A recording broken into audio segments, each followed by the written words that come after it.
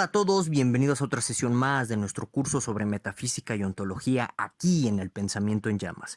Y bueno, pues en esta ocasión vamos a revisar una de las principales, y yo diría que primordiales, ideas dentro de la metafísica de Aristóteles, que consiste en postular o en decir que Dios es el primer motor inmóvil, causador y originador de todo el ser y de todo el movimiento presente pues en el cosmos en sí.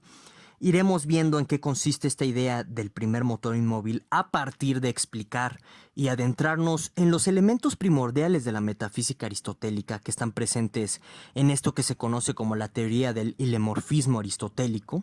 Esta teoría nos va a permitir entender esta cuestión del acto y la potencia en Aristóteles, que es importante para comprender esta idea del primer motor inmóvil. También vamos a revisar la cuestión de la teoría del alma en Aristóteles, porque ya nos iremos dando cuenta a lo largo de este video que es muy importante comprender qué es esto del intelecto agente y el intelecto pasivo en Aristóteles, para comprender pues también un poco el rol de actividad pura que tiene el primer motor inmóvil aristotélico, que incluso, por ejemplo, en la Ética Nicomaquea y también en el libro de la Metafísica de Aristóteles, hay un momento en el que pues Aristóteles como tal va a identificar la actividad del primer motor inmóvil con una actividad de intelecto agente pura. Entonces es interesante ese detalle. Claro, dicho sea de paso, pues la teoría del alma de Aristóteles es profundamente debatida y ha sido profundamente interpretada de diferentes maneras. Ya lo iremos tratando también en su momento.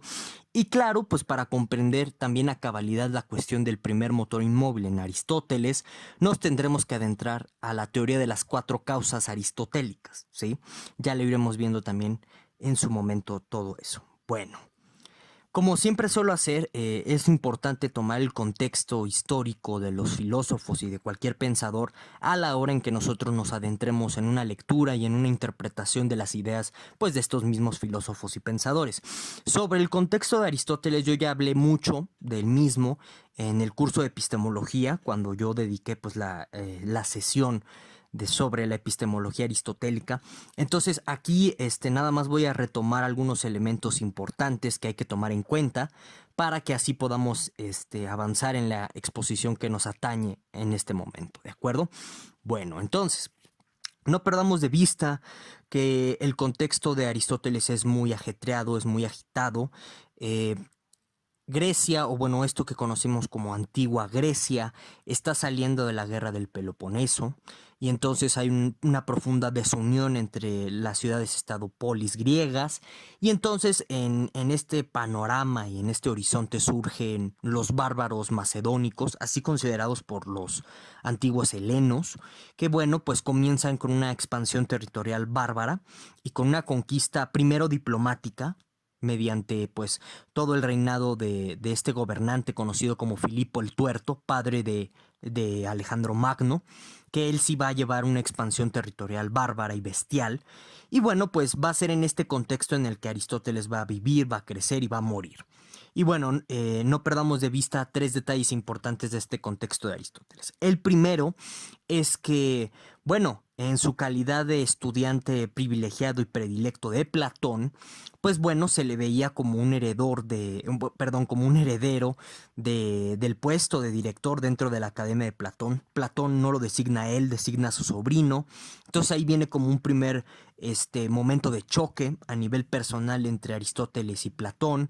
Y después, pues por una serie de conocidos y contactos que tiene Aristóteles en la corte de Macedonia, en virtud de que, bueno, el padre de Aristóteles fue un médico de cabecera de regentes y de monarcas también de la misma Macedonia, lo cual esto, dicho sea de paso, bueno, pues Aristóteles no es heleno en su sentido puro, sino que es un estratigira, o sea, es un macedonio y por lo tanto es considerado por los helenos de la época como un bárbaro, ¿sí?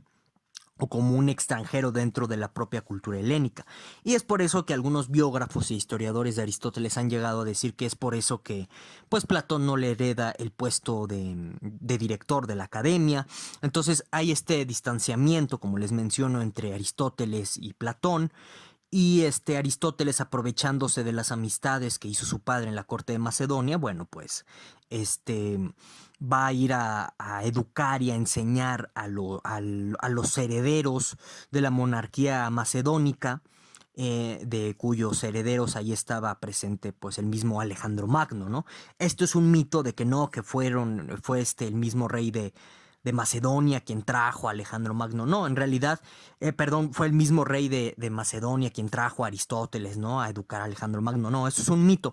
En realidad lo que pasó es que pues Aristóteles entró en un periodo de crisis cuando justo Platón no lo designa como heredero y anda pues realmente exiliado, vagabundeando por las ciudades polisgriegas sin que nadie le abra las puertas, porque al final del día los filósofos necesitan un lugar donde asentarse para que puedan pensar, puedan escribir. Necesitan un apoyo y una base económica y también una protección política. No hay que perder de vista eso.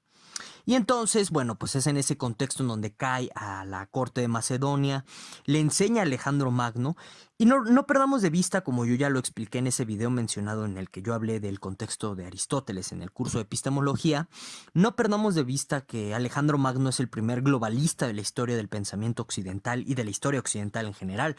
Porque, bueno, pues va a llevar esta idea de la conquista máxima, de ampliar la cultura helénica por todo el mundo conocido en ese momento, ¿no? Incluida pues hasta la India misma.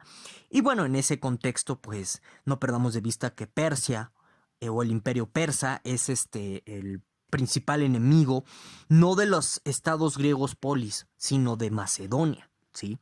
Entonces, y yo sé, ¿no? Está esta película romantizada y hasta ridícula, ¿no? De 300 con la batalla famosa de las Termópilas. Pero en realidad, pues, como les digo, está muy romantizado. En realidad hay un contexto más complejo ahí, donde pues tú al investigar y leer la historia del el expansionismo diplomático y militar de Macedonia, pues te das cuenta que son los macedónicos mismos los que causan pues el conflicto con el imperio persa. No es en realidad que los persas tuvieran una injerencia directa en la vida de las ciudades polisgriegas, como bueno, pues estaba divulgando propagandísticamente en las ciudades griegas.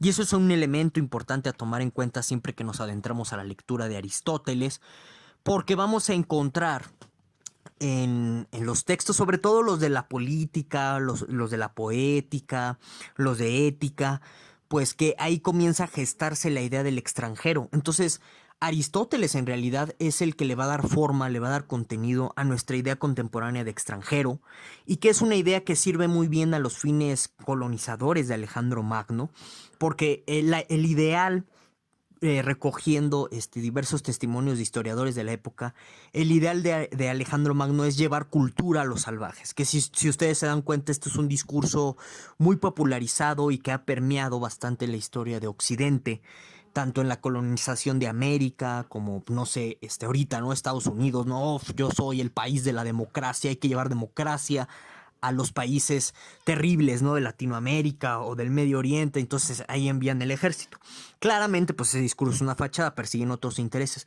Pero a lo que quiero llegar es que ese discurso de llevemos cultura al salvaje, proviene de la noción misma de Aristóteles de extranjero. Entonces, su metafísica, su ontología también va apuntando hacia esa dirección. No perdamos de vista eso. Es una dirección en donde nosotros construimos a partir de la metafísica aristotélica una jerarquía del ser, una jerarquía de la existencia, en donde se privilegia el estatus ontológico de ciertas personas, pues de este contexto en particular, ¿no?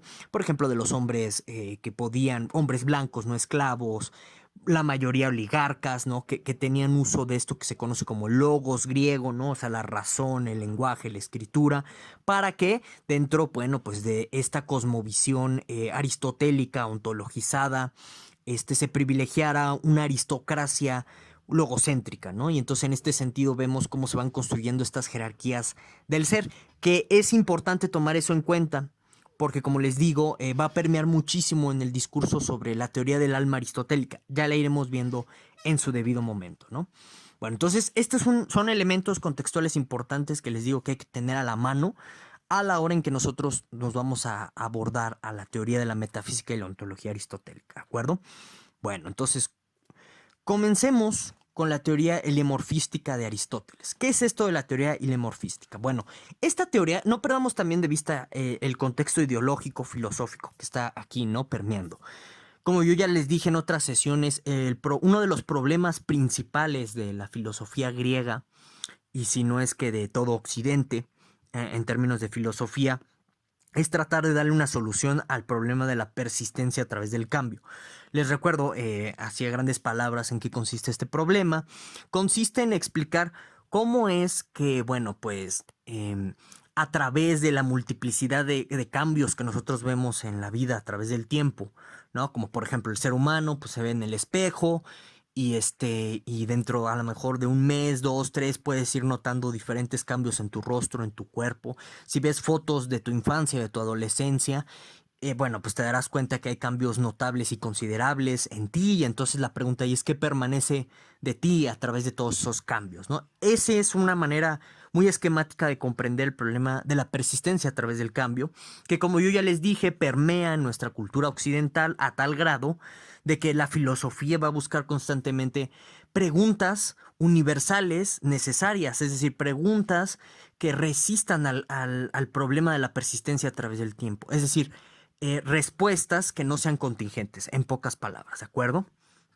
Bueno, y entonces está este problema en el imaginario filosófico de los griegos, que también, ojo, y aquí se nos mete otra vez el contexto. Como yo ya se los había explicado en otras sesiones, la caída del imperio micénico lo que va a originar es una balcanización y una fragmentarización de las diferentes ciudades polis griegas, a tal grado de que se va a ver en la necesidad el pueblo griego de construir un discurso unificador bajo algún tipo de metafísica y ontología en sí.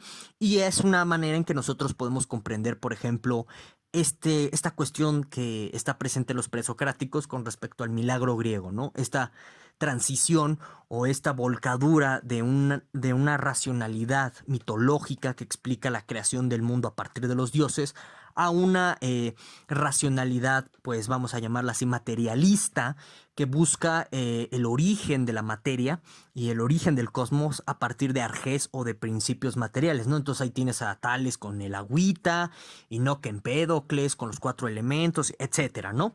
Entonces, la filosofía griega hasta este punto está buscando todavía este discurso, y el problema del cambio también está permeado por este contexto político en el que al final del día también se trata de construir una identidad cultural griega que trate de unificar todo esto, y sobre todo a raíz de la guerra del Peloponeso, que yo ya se los comentaba en la sesión anterior cuando vimos la metafísica platónica, que bueno, pues la guerra del Peloponeso va a dar el último golpe a las monarquías griegas, va a instaurar la idea de la democracia y el ejercicio de la misma, y todo eso va a agravar cada vez más el problema de la persistencia a través del cambio y la necesidad de darle una respuesta, porque esa respuesta a nivel de ontología y también a nivel de política va a dar la identidad del pueblo griego, ¿no? Entonces, este problema de la persistencia a través del cambio, sí, del cambio, o el problema del cambio, como quieran llamarle este problema,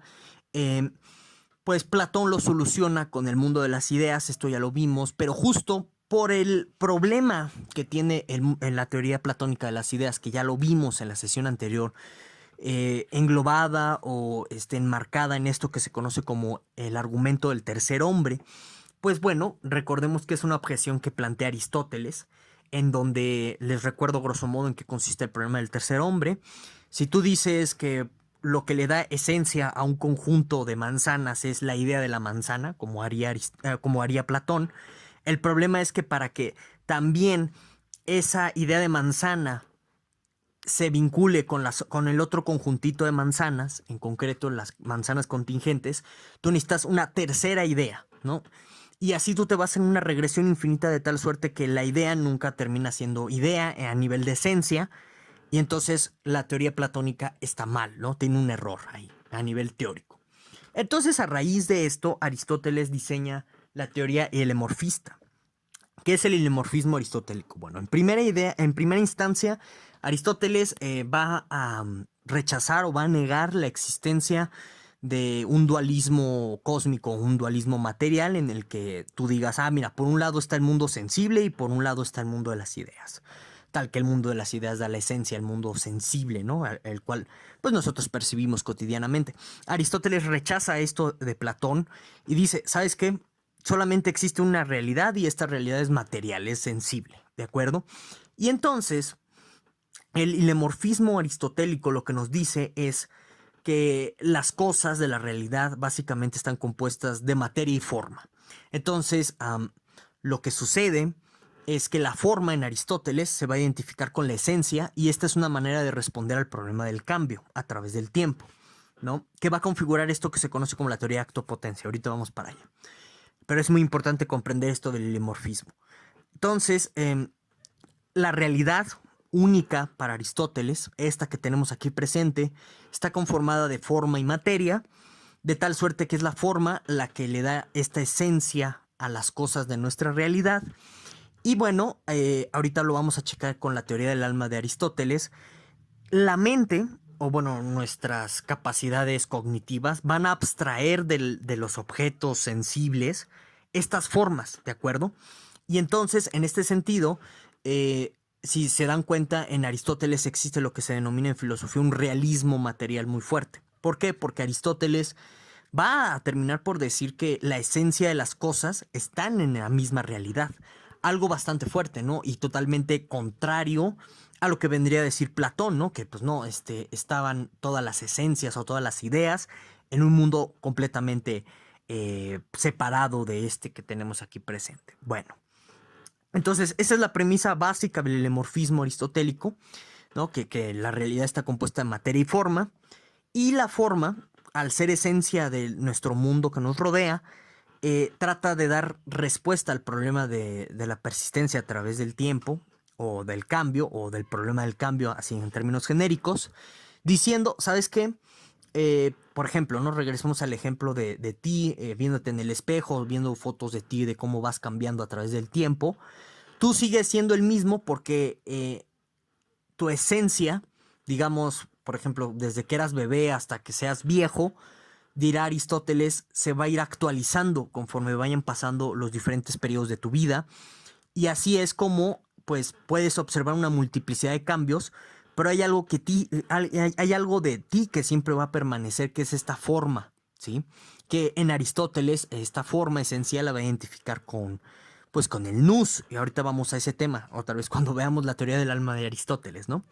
Y bueno, pues, digamos que va a ser a partir de esta idea peculiar de las formas y la materia en la que se configura la teoría de acto y potencia. Entonces, por ejemplo, en la pantalla ven el típico ejemplo de la bellota y el árbol. Y entonces, ¿por qué la bellota pasa a ser un árbol? Bueno, porque en potencia la bellota ya era el árbol, ¿sí? Entonces, cuando pues la bellota es bellota, está en un ser potencial, el árbol ahí es un ser potencial, y ya cuando la bellota se actualiza y se convierte en árbol, ya es un ser en acto, ¿sí? Y esa es básicamente la teoría de acto y potencia, que vamos a ver ahorita cómo Tomás de Aquino, por ejemplo, la va a utilizar para dar ciertos argumentos que en la actualidad se suelen usar por los pro vida, ¿de acuerdo? Ahorita lo vamos a checar. Entonces, ya teniendo el ilemorfismo aristotélico, de ella se va a seguir la teoría del acto potencia, y con la teoría del acto potencia nosotros ya hicimos frente al problema del cambio, ¿no?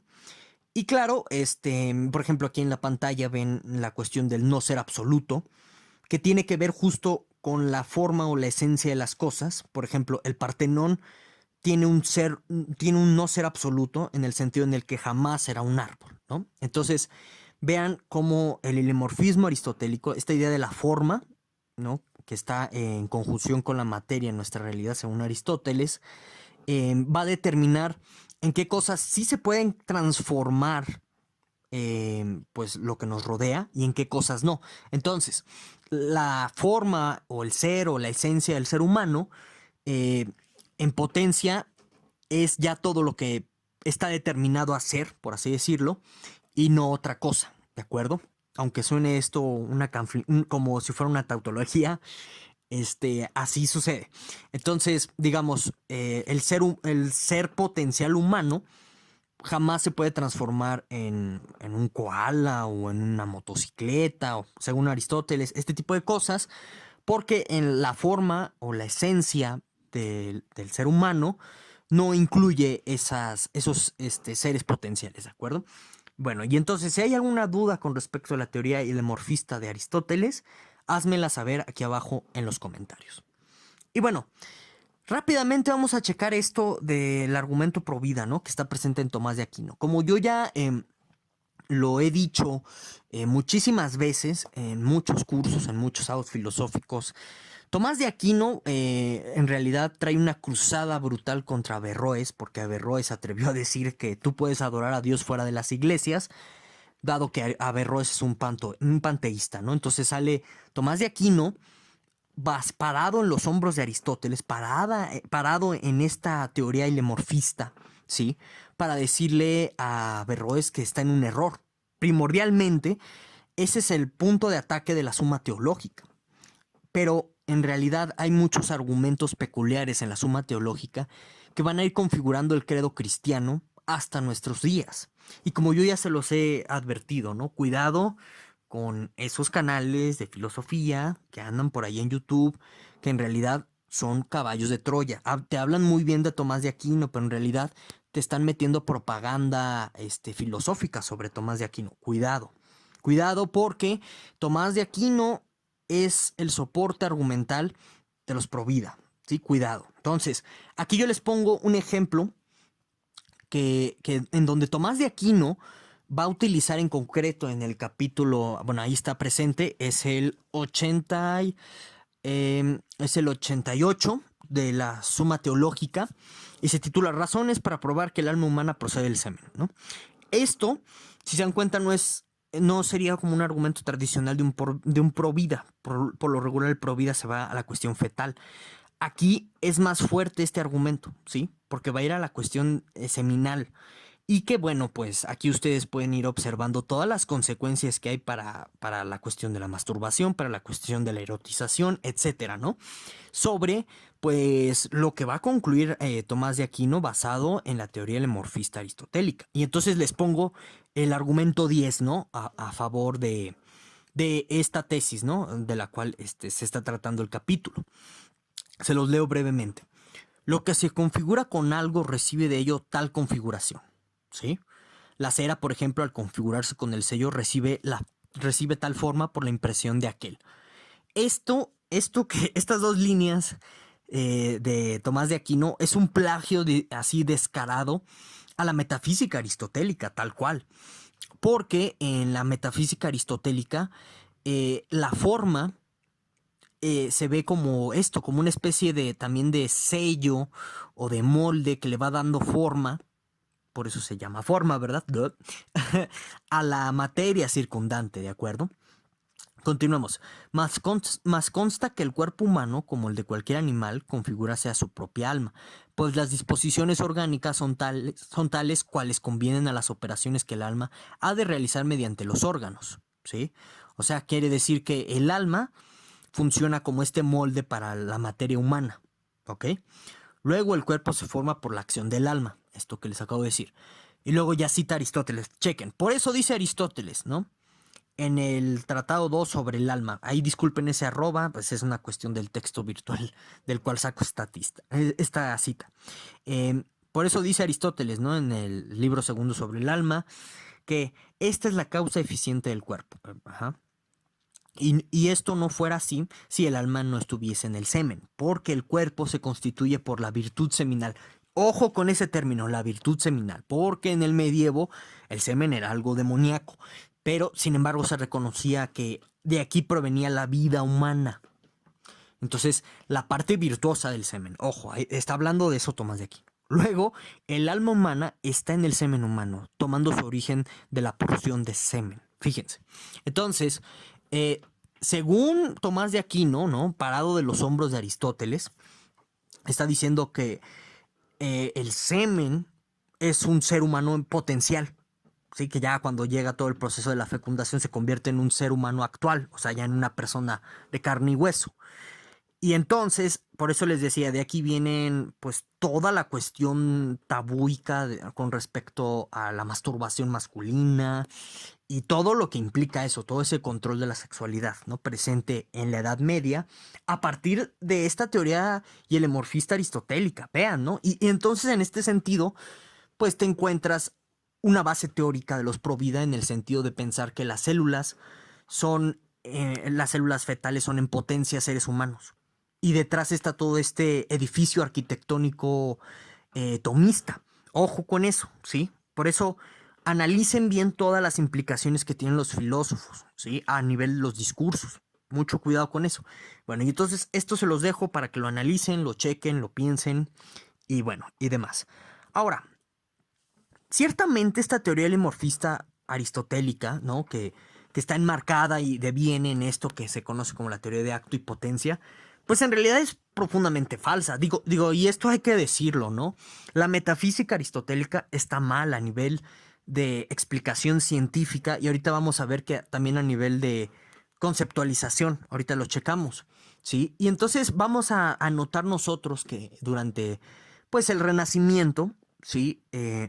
Pues no va a ser más que un largo capítulo y muy doloroso y donde la iglesia los va a perseguir a todos estos personajes que se atrevieron a refutar las teorías aristotélicas, la teoría aristotélica de la gravedad, que por ejemplo decía, ¿no? Los cuerpos caen al suelo porque en potencia los cuerpos son tierra y entonces desean los cuerpos regresar a ese estado originario al que pertenecen. Y bueno, pues ya ven todo lo que pasó Galileo, ¿no?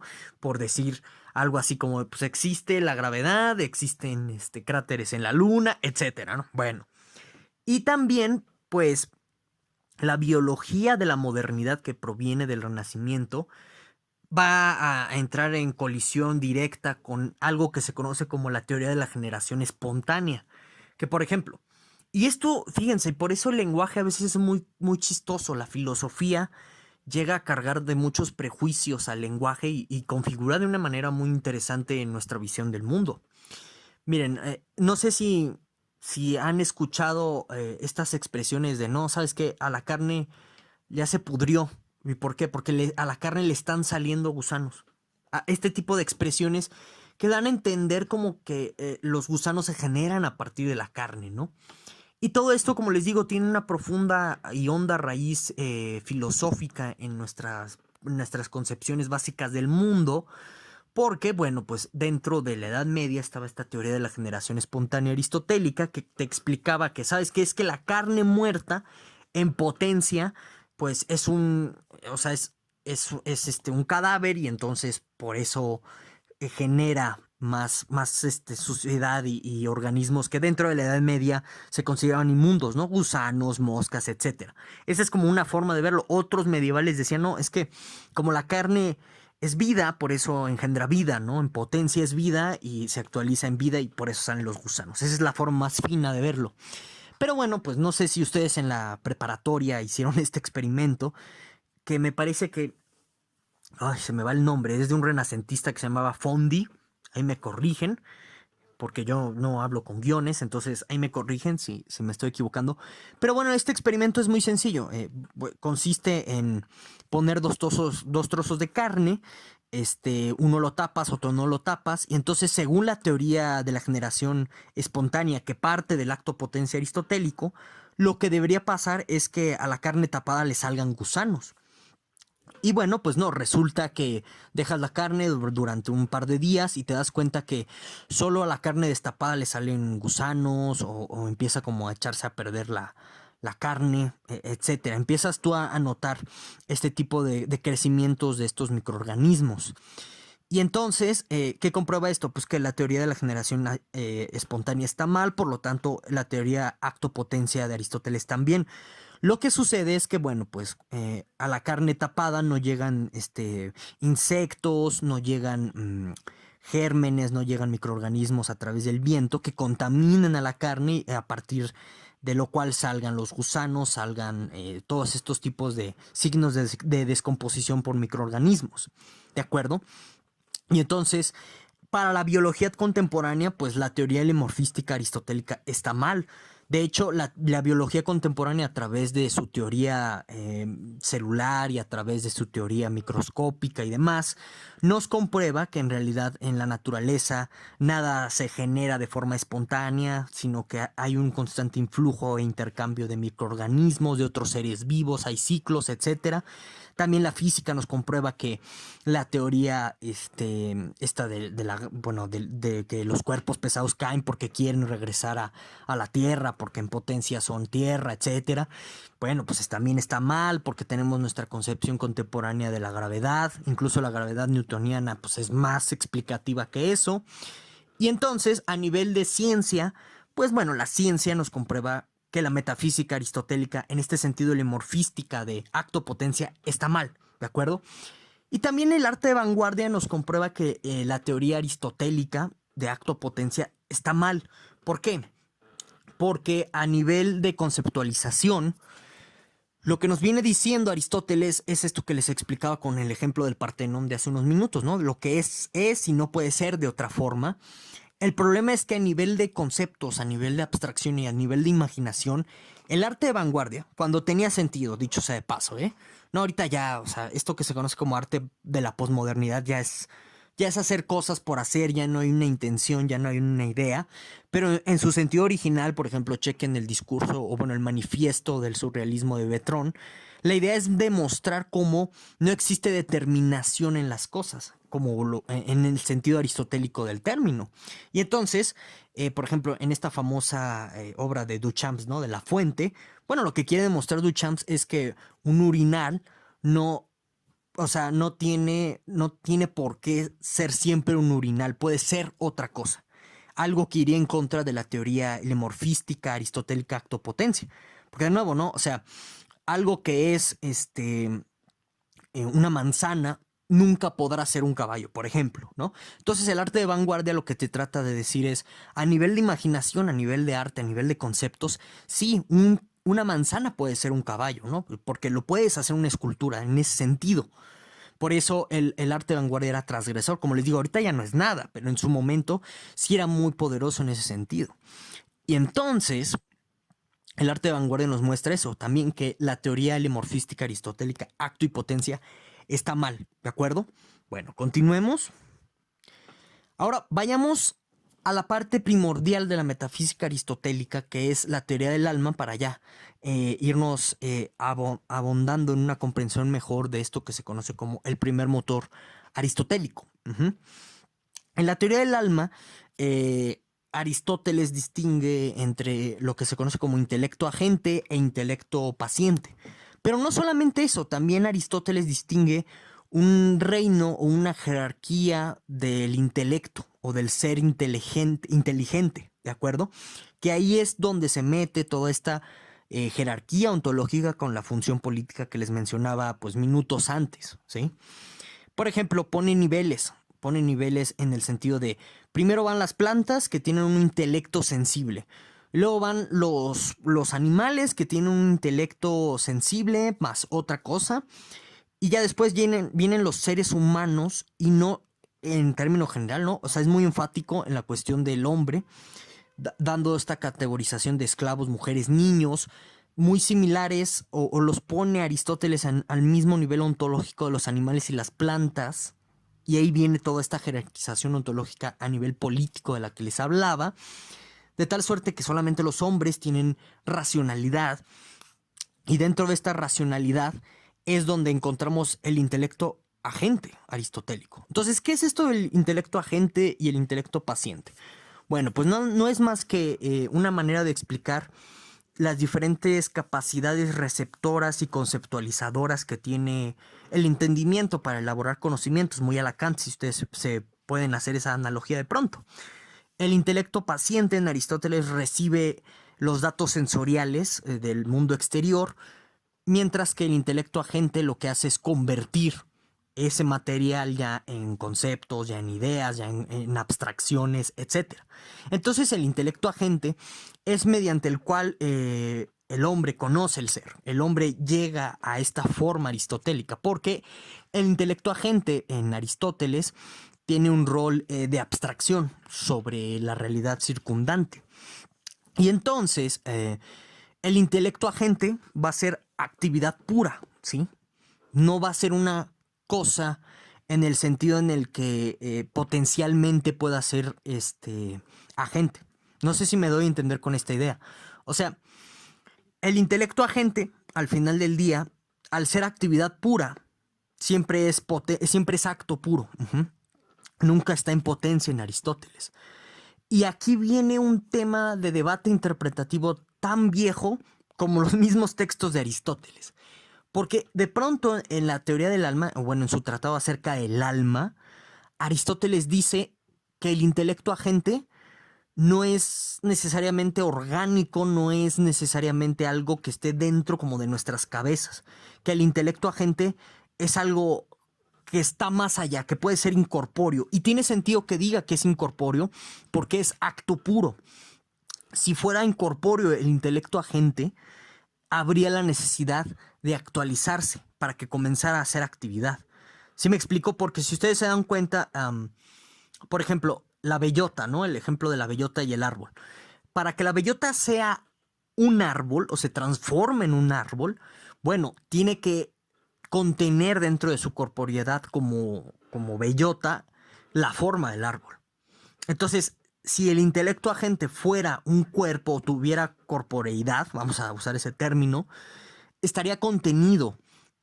Y entonces, en ese sentido, ya se vuelve más compleja la ontologización del intelecto para los fines de la propia metafísica aristotélica, que es explicar este proceso de abstracción, ¿sí? Y entonces habría como ya dos momentos dentro del intelecto, se complejiza. Entonces, para Aristóteles es más sencillo decir que el intelecto agente es actividad pura. Así tú te desafanas de ese problema. Y tiene lógica y tiene sentido, le digo, eso no parece tan incongruente. Pero el problema interpretativo es eso, que parece de pronto que Aristóteles, al decir que el intelecto agente no es corpóreo, está afirmando que está más allá de la mente humana, y entonces incluso hay intérpretes que se llegaron a cuestionar si realmente Aristóteles era una persona completamente ajena a la teoría de las ideas platónicas, ¿sí? Porque de pronto está admitiendo una entidad que no es material, o sea, que rompe la misma teoría limorfística. Eso es muy extraño en Aristóteles. Y les digo, ha suscitado un montón de objetos de debate. Pero tiene sentido que también Aristóteles diga eso sobre el intelecto agente. Por, por algo primordial que tiene que ver con la cuestión del primer motor. Ahorita vamos para allá. Pero antes de ya entrar como lleno a ese tema, comprendamos las cuatro causas aristotélicas, que yo ya las expliqué a fondo en el video de Aristóteles en el curso de epistemología, pero aquí las vamos a retomar, ¿no? Entonces Aristóteles, y les recuerdo que con esto de las cuatro causas, Aristóteles va a refutar a los presocráticos, ¿sí? Y esto ya lo hablamos en la sesión correspondiente de este curso sobre los presocráticos. Pero bueno, distingamos diferentes orígenes que tienen las cosas, ¿sí? Entonces, cuando decimos causa o la palabra causa nos va a remitir siempre a un origen, de tal suerte que a partir de él se crean otras cosas, ¿sí? Entonces, tenemos las cuatro causas que vendrían siendo causa eficiente, causa material, causa final, causa formal. Aquí en las pantallas de sus dispositivos pueden ver una imagen muy ilustrativa con respecto a un barco. Y la vamos a usar para comprender las cuatro causas aristotélicas, ¿sí? La causa material del barco, pues es la madera. Esa es la más sencilla de entender, ¿no? La causa eficiente es el astillero del barco. ¿Por qué? Porque es la que va a elaborar al barco en sí mismo. Luego, la causa final del barco es el propósito mediante el cual nosotros construimos a ese barquito. Y la causa formal es el concepto, o vamos a decir, las distintas figuras geométricas, la parte abstracta, que le va a dar, pues, como su término lo indica, forma a toda la materia, ¿de acuerdo? Entonces, ustedes ven aquí en la teoría de las cuatro causas aristotélicas que tiene sentido a partir de la teoría limorfística. ¿Por qué? Porque a partir de decir que existe algo así como acto, potencia, pues bueno, entendemos la ubicación de que, o bueno, cómo está participando la forma en la creación de las cosas. Eso es algo muy importante para lo que vamos a ver a continuación. Y es importante considerar esto porque cuando yo les digo que el intelecto agente aristotélico es acto puro, quiere decir que no tiene causa material, que no tiene causa final y que solamente tendría a lo mucho una causa formal en sí. O sea, el intelecto, al ser actividad pura, lo que está haciendo también en sí es forma pura, si ustedes se dan cuenta, ¿sí? En el sentido en el que al ser un mecanismo de abstracción solamente podremos decir que el intelecto es formal, ¿sí? Da forma, en ese sentido, ¿sí? Entonces, también podríamos decir que es causa eficiente en el sentido en el que el intelecto agente es el que crea el conocimiento de la realidad, ¿sí? Entonces, vean la postura, o bueno, vean el lugar del intelecto agente dentro de las 4 causas aristotélicas. Es importante comprender eso para lo que ahora sí vamos a ver, que es el primer motor aristotélico, ¿sí? El primer motor aristotélico, dicho sea de paso, aparece en los tratados de física de Aristóteles y en el tratado ya como tal de la metafísica, en donde Aristóteles lo identifica con Dios. Pero bueno, el primer motor aristotélico es la respuesta final, en términos del propio Aristóteles, al problema del cambio que venía persiguiendo Aristóteles, que venía persiguiendo los presocráticos, que venía tratando de resolver también Platón, ¿sí? ¿Por qué? Porque el primer motor es causa eficiente. ¿Por qué? Porque es el que produce todo el movimiento en el cosmos, ¿sí? Y entonces, esto es algo interesante, ¿no? No sé si alguna vez ustedes se lo han preguntado, ¿no? Pero si observan el cosmos parece que está en movimiento constante. Y entonces tú te podrías preguntar, bueno, ¿qué está causando este movimiento? ¿Qué lo origina? Y entonces, aquí es cuando te das cuenta que esta pregunta por la causa eficiente no es tonta, ¿sí? Y que la respuesta con algo así como el primer motor tampoco es tonta. Al final del día, el primer motor sí está resolviendo esta como inquietud que podríamos tener al observar el cosmos y también resuelve este problema de la persistencia a través del cambio. Entonces, el primer motor aristotélico es causa eficiente y en este sentido, el primer motor tiene que ser inmóvil. ¿Por qué? Porque si el primer motor se mueve, entonces deja de ser causa eficiente, ¿sí? ¿Por qué? Porque el que tú digas que el primer motor se mueve, implicaría que algo más lo está moviendo. Entonces, el primer motor, al ser causa eficiente, la primera causa eficiente de todo el cosmos, por eso no se tiene que mover, tiene que ser inmóvil. Que si ustedes se dan cuenta es una idea bastante rara y peculiar. ¿Cómo es posible que algo mueva a todas las cosas sin que esto en sí mismo se mueva? Es como algo incluso hasta contraintuitivo. No sé si ustedes han visto el motor de un carro. Bueno, el motor del carro es el que sería la causa eficiente, el que produce el movimiento del carro, ¿sí? En una carrera de carros. Pero si ustedes se dan cuenta y ven el motor, pues los carburadores y todo esto, los pistones y demás, se mueven. Entonces, no sería por eso un motor de un carro, el primer motor inmóvil aristotélico, ¿no? Pero parece que todo lo que produce movimiento a su vez se mueve, ¿de acuerdo? Pero a Aristóteles le sirve que de pronto sea contraintuitivo la idea del primer motor inmóvil, por lo que ahorita vamos a ver con la cuestión de la contemplación, que es un tema que está presente en la ética nicomaquea aristotélica. Bueno, entonces es acto puro, por lo que les acabo de decir, de que si fuera potencia, tendría que actualizar su ser de alguna manera. Y en ese paso de actualización de ser, bueno, en sentido estricto, se volvería ya un objeto material. Entonces, y por lo que les vengo explicando, al volverse objeto material, se complejiza más el asunto, ¿sí? Entonces, al ser el primer motor aristotélico, acto puro, aquí Aristóteles, y es por eso que surge también en parte este gran objeto de debate dentro de los intérpretes de Aristóteles, al ser el primer motor acto puro y también el intelecto agente acto puro y no ser corpóreos ninguno de los dos, entonces hay una identificación en Aristóteles entre intelecto agente y primer motor aristotélico. Y entonces, esto parece dar a entender que para Aristóteles, Dios es intelecto puro y que Dios es algo a lo cual todos los seres inteligentes, bueno, los seres racionales inteligentes, participan. Y entonces, en este sentido, cada uno de nosotros seríamos Dios a la hora en que nuestro intelecto agente abstrae cosas de la realidad. Y esto recuerda bastante a la idea del sujeto trascendental kantiano, que ya lo expliqué esta semana justo en la sesión correspondiente al curso de Kant. Brevemente yo les recuerdo que según Kant, el sujeto trascendental vendría a ser como una superestructura categorial cognitiva de la cual todos somos partícipes y por eso todas las categorías individuales de pensamiento son trascendentales porque en realidad todas refieren a este mismo sujeto trascendental del cual todos participamos. Una idea rarísima en Kant que explicamos esta semana, como les comento. Pero parece que esta es como la misma jugada o la misma tirada por la cual va Aristóteles con la idea del primer motor inmóvil al decir que es acto puro. Y se identifica de nuevo con la cuestión del intelecto agente. Fíjense, esto es algo muy interesante.